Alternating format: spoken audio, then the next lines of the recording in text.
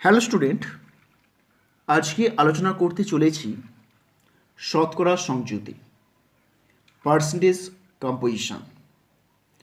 শতকরা সংযুক্তি বা পার্সেন্টেজ কম্পোজিশন বলতে বোঝায় কোনো যৌগের প্রতি 100 ভাগ ওজনে যৌগ মধ্যস্থ মৌল বা মূলকের যত ভাগ ওজন উপস্থিত থাকে সেই সংখ্যাকে ওই মৌল বা মূলকের শতকরা সংযুতি বলে।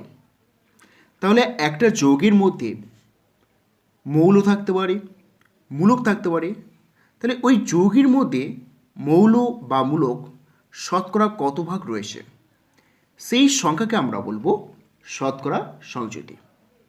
তো একটা এক্সাম্পল হিসেবে বলতে পারি ওয়াটার মলিকুল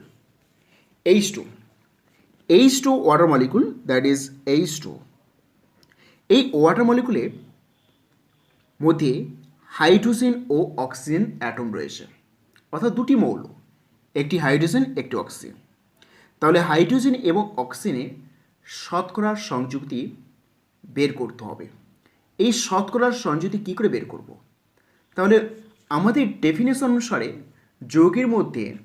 এই যৌগের মধ্যে হাইড্রোজেন কত ভাগ রয়েছে আর অক্সিজেন কত ভাগ রয়েছে সেই সংখ্যাকে বলা হয় ওই যৌগর মধ্যস্থ মৌলগুলির শতকরা সংযুতি। তাহলে দেখো এখানে আণবিক ভর অর্থাৎ জলের আণবিক ভর হবে, আণবিক ভর বা ওজন ইজ ইকুয়াল টু, দেখো এখানে দুটি হাইড্রোজেন রয়েছে, তাহলে 2 × 1, অক্সিজেন একটা 16, টোটাল 18, অর্থাৎ ওয়াটারের আণবিক ওজন 18। এবার এই যে ওয়াটার মলিকুল রয়েছে, ওয়াটার মলিকুলের মধ্যে দুটি মৌল রয়েছে, একটি হাইড্রোজেন আর অপরটি অক্সিজেন। তাহলে হাইড্রোজেনের ওজন কত হবে না, দুটি থাকার জন্য 2 × 1, দ্যাট ইজ 2। তো অক্সিজেন কত হবে? অক্সিজেন অ্যাটম দেখো একটি রয়েছে, তাহলে একটি থাকার জন্য 16। তাহলে এবার দেখতে হবে যৌগ মোট 18 গ্রাম, হাইড্রোজেন রয়েছে 2 গ্রাম, অক্সিজেন রয়েছে 16 গ্রাম। তাহলে এবার ক্যালকুলেশন করতে হবে শতকরা কত ভাগ রয়েছে। তাহলে আমরা লিখতে পারি যে 18 গ্রাম H2 ওয়াটারের মধ্যে হাইড্রোজেন রয়েছে মাত্র 2 গ্রাম।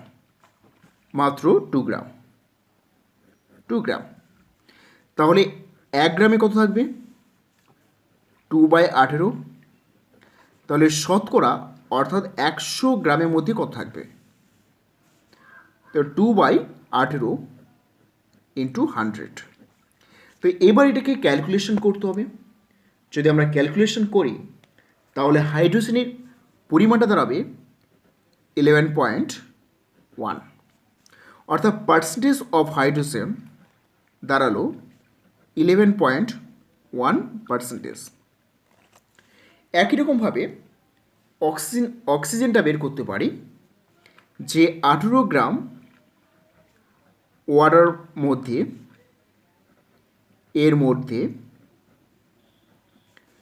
অক্সিজেন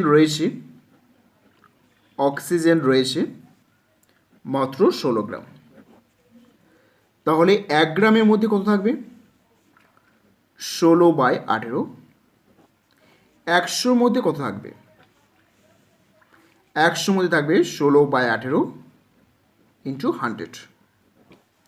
তাহলে এইটাকে ক্যালকুলেশন যদি করা হয় 88.9% এই পার্সেন্টেজ থাকবে।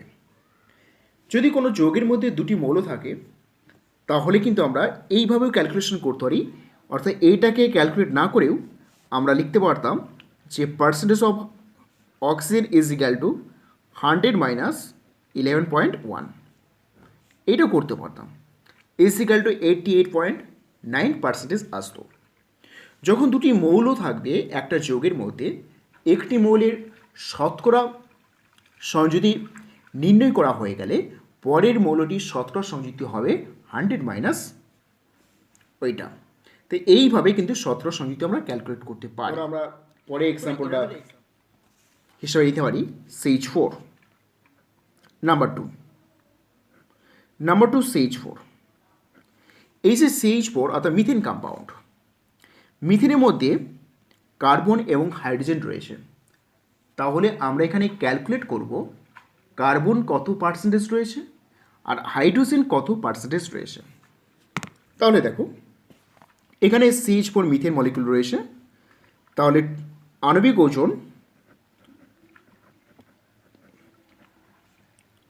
ওজন ইজ ইকুয়াল টু কার্বন 12 আর 4টি হাইড্রোজেন আছে 4 × 1 ইজ ইকুয়াল টু 12 প্লাস 4 16, অর্থাৎ CH4 এর আণবিক ওজন হলো 16।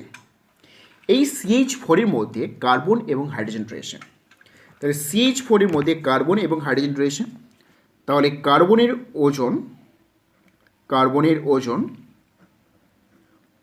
ইজ ইকুয়াল টু 12 এবং হাইড্রোজেনের ওজন 4টি হাইড্রোজেন রয়েছে, তাহলে 4 × 1 দ্যাট ইজ 4, 12 এবং 4। তাহলে আমরা লিখতে পারি যে 16 গ্রাম মিথেনের মধ্যে কার্বন রয়েছে 12 গ্রাম, তাহলে শতকরা কত থাকবে? 16 গ্রাম মিথেনের মধ্যে হাইড্রোজেন রয়েছে 4 গ্রাম, তাহলে শতকরা কত থাকবে? তাহলে কার্বন লিখতে পারি 16 গ্রাম CH4 এর মধ্যে কার্বন থাকে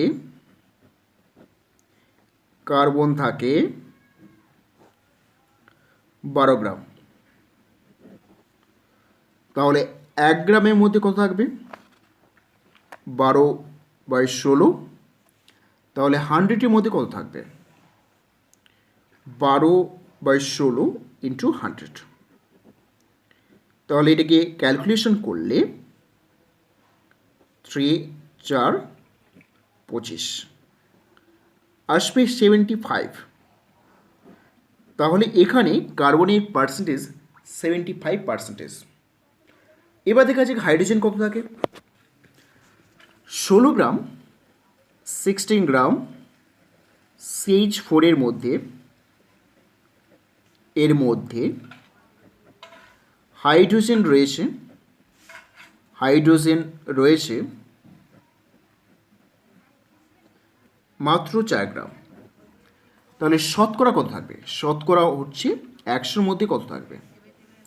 তো 100-র মধ্যে থাকবে 4/16 × 100, তাহলে এটা 4 দিয়ে কাটলে 4 আসবে, 4 25, তো পার্সেন্টেজ হবে 25%।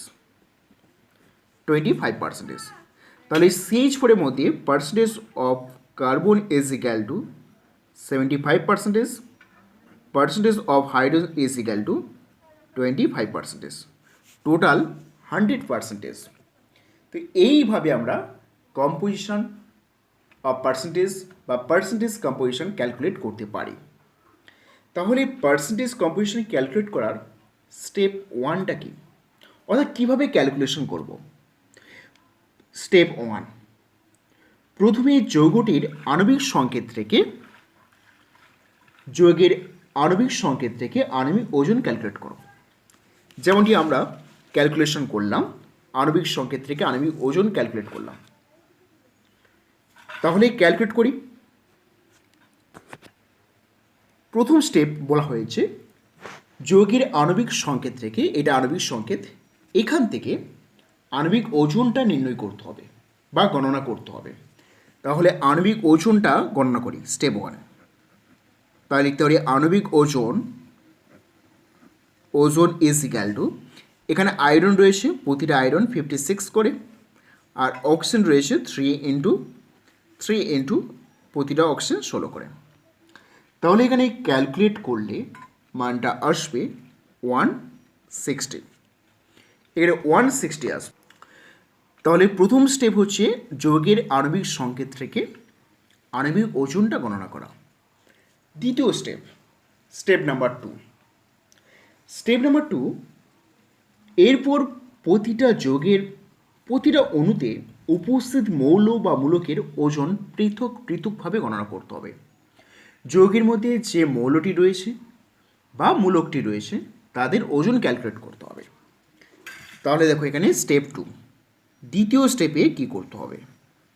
স্টেপ 2, এই যে যৌগটা রয়েছে এই যৌগের মধ্যে দুটি মৌল রয়েছে, একটা আয়রন আর একটা অক্সিজেন। তাহলে এফির ওজন কত আসবে? 2 × 56 অর্থাৎ 112, আর অক্সিজেনের ওজন 3 × 16 অর্থাৎ 48। তা দ্বিতীয় স্টেপে প্রতিটা মৌল বা মূলক যেটার পার্সেন্টেজ কম্পোজিশন বের করতে হবে তার ওজনটাকে গণনা করে নাও।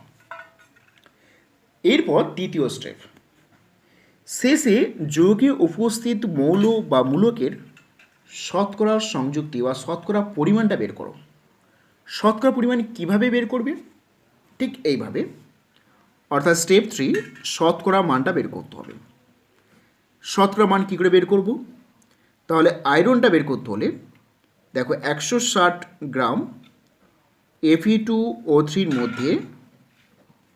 এর মধ্যে 112 গ্রাম Fe রয়েছে। তাহলে প্রতি 100 গ্রামে কত থাকবে? এটি হবে শতকরা।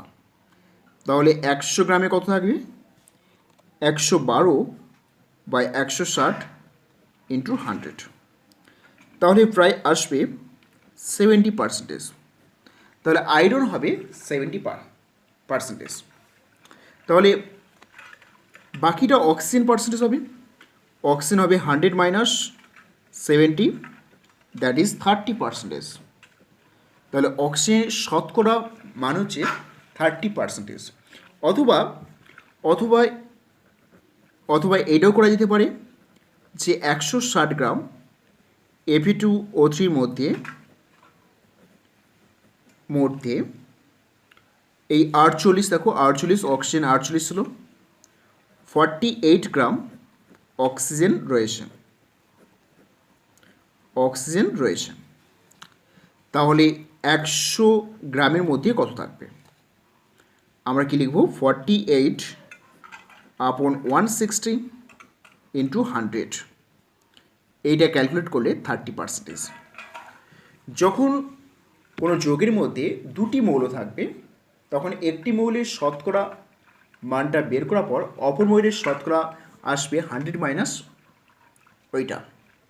বা তিনটি মৌল থাকলে তাহলে দুটি মৌলের শতকরা বের করার পর থার্ড যে মৌলটা রয়েছে তাদের আসবে 100 - প্রথম দুটো যোগফল। এইভাবে ক্যালকুলেট করতে পারি বা ঐকিক নিয়মের সাহায্যে ক্যালকুলেট করতে পারি। এবার আসা যাক প্রবলেম আলোচনা। তাহলে শতকরা সংযুতি কীভাবে আমরা ক্যালকুলেট করব প্রবলেমের সাহায্যে সেটা আরও ভালো করে বোঝা যাবে। Problem number 1। প্রবলেম 1, ক্যালসিয়াম ফসফেটের যৌগে P2O5 এর শতকরা পরিমাণ কত? তাহলে এখানে যে যৌগটা বলেছে সেটা হচ্ছে ক্যালসিয়াম ফসফেট। তাহলে আমাদের প্রথম স্টেপ কী ছিল? ক্যালসিয়াম ফসফেটের ওজনটা বের করে নেওয়া। তাহলে দেখো ক্যালসিয়াম ফসফেট Ca3PO4(2). তাহলে এর ওজনটা কী হবে? তাহলে এর আণবিক ওজন কত আসবে? দেখো প্রতিটা ক্যালসিয়াম 40 করে, দুটো ফসফেট রয়েছে তাহলে 2, ফসফরাস 31 প্লাস অক্সিজেন 4 ×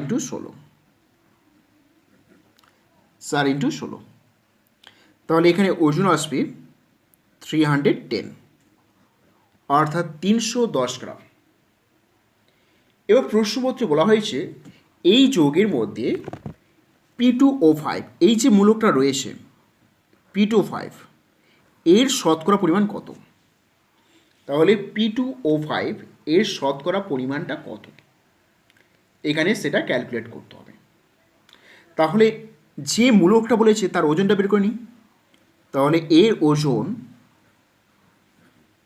ওজন দুটো ফসফরাস রয়েছে 2 × 31, 5টি অক্সিজেন রয়েছে, তাহলে 5 × 16। তো এইটাকে যোগ করলে আসবে 142 গ্রাম। 142 গ্রাম। এবার শতকরা মানটা বের করতে হবে। তাহলে আমরা বলতে পারি যে এই যোগের মধ্যে এখানে কী লিখবো আমরা, এই যোগের মধ্যে এই মূলকটা শতকরা কত রয়েছে। তাহলে 310-এর মধ্যে 142 রয়েছে, রাইট। তাহলে এই যোগের মধ্যে P2O5 আছে কি না সেটা দেখতে হবে। তাহলে দেখো ক্যালসিয়াম 3টে রয়েছে, অর্থাৎ 3 ক্যালসিয়াম অক্সাইড লিখতে পারি। আর P2O5 দেখো এইটাকে লিখলে এইটাই পাবো, ক্যালসিয়াম 3টে আছে, অক্সিজেন দেখো 8টা, তাহলে 5 × 3 = 8টা, ফসফরাস 2টো, দেখো P2O5 পাওয়া যাচ্ছে। তাহলে এই যোগের মধ্যে অর্থাৎ 310 গ্রামের মধ্যে P2O5 থাকবে 142 গ্রাম।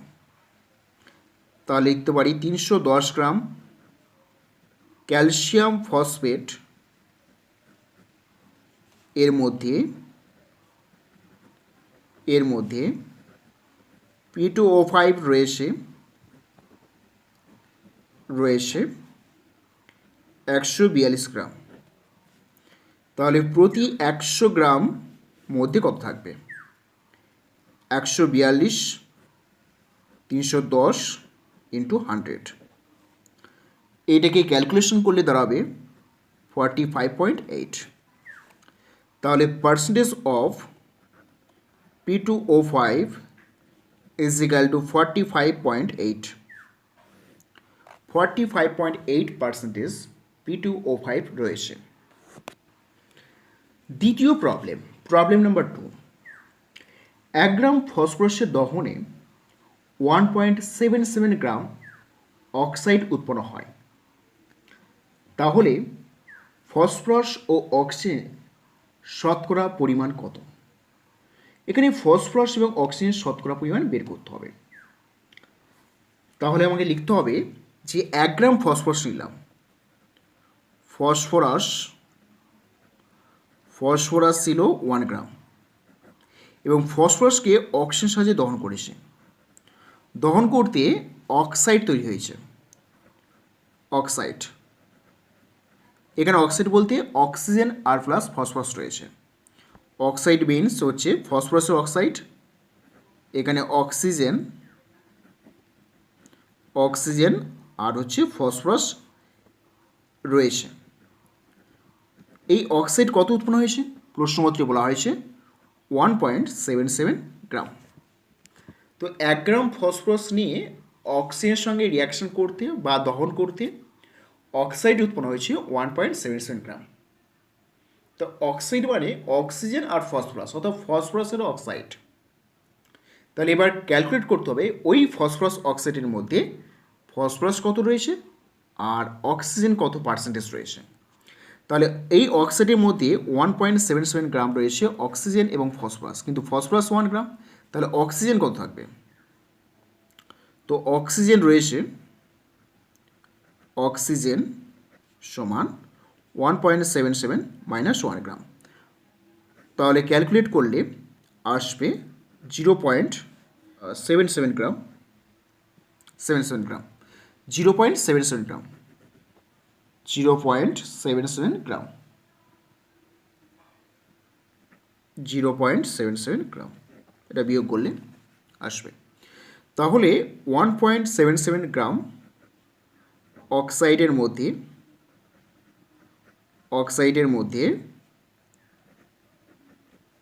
অক্সিজেন থাকে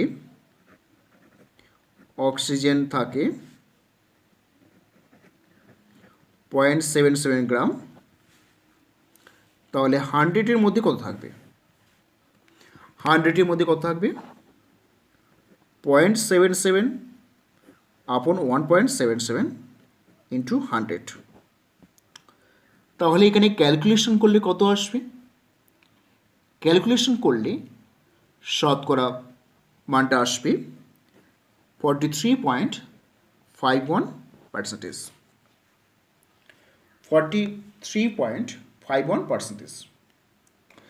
তো একই রকমভাবে percentage of phosphorus is equal to 100 minus 43.51 লিখতে পারি, বা ঐকিক নিয়মের সাহায্যে ক্যালকুলেট করতে পারি। যে কোনো একটি ঐকিক নিয়মের সাহায্যে ক্যালকুলেট করতে পারি, বা 100 মাইনাস 43.51 বের করতে পারি। তো এইটা বের করলে মানটা আসবে 56.49। 56.49, অর্থাৎ পার্সেন্টেজ অফ ফসফরাস আসবে 56.49।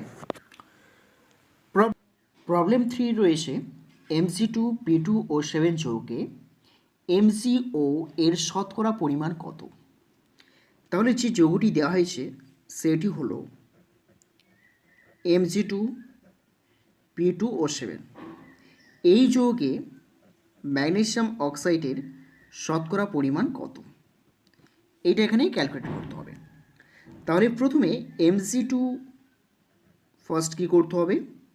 Mg2, P2 ও 7 এর আণবিক ওজন ক্যালকুলেট করে নিতে হবে। তাহলে আণবিক ওজন ইজ ইক্যাল টু কত হতে পারে? ম্যাগনেসিয়াম 2 × 24, ফসফরাস 2 × 31, আর 7 × 16। তো এইটাকে ক্যালকুলেশন করলে 222 এত গ্রাম হবে। ম্যাগনেসিয়াম অক্সাইড এর ওজন কত? এর ওজন, তাহলে এবার দেখো এখানে প্রশ্নপত্রে ম্যাগনেসিয়াম অক্সাইডের ওজন কত হবে। এখানে দেখো ম্যাগনেসিয়াম অক্সাইড, এটাকে একটু ভেঙে নিতে হবে। দুটো ম্যাগনেসিয়াম আছে, তাহলে MgO। তাহলে এখানে 2 MgO রয়েছে, এই যৌগের মধ্যে 2 MgO রয়েছে। 2 MgO আর কি হয়েছে? P2O5 রয়েছে। তাহলে যৌগের মধ্যে দুটো ম্যাগনেসিয়াম অক্সাইড রয়েছে। তাহলে MgO এর শতকরা সংযুক্তি কত? তাহলে মোড MgO এর ওজন কত হবে? তাহলে 2 × দুটো রয়েছে, 2 × ম্যাগনেসিয়াম 24 আর অক্সিজেন 16। তাহলে আসবে ক্যালকুলেট করলে 80 গ্রাম। তো এটা ভালো করে বুঝতে হবে যে এই যৌগের মধ্যে দুটো ম্যাগনেসিয়াম অক্সাইড আছে, তাহলে মোট ম্যাগনেসিয়াম অক্সাইডের পরিমাণ হচ্ছে 80 গ্রাম।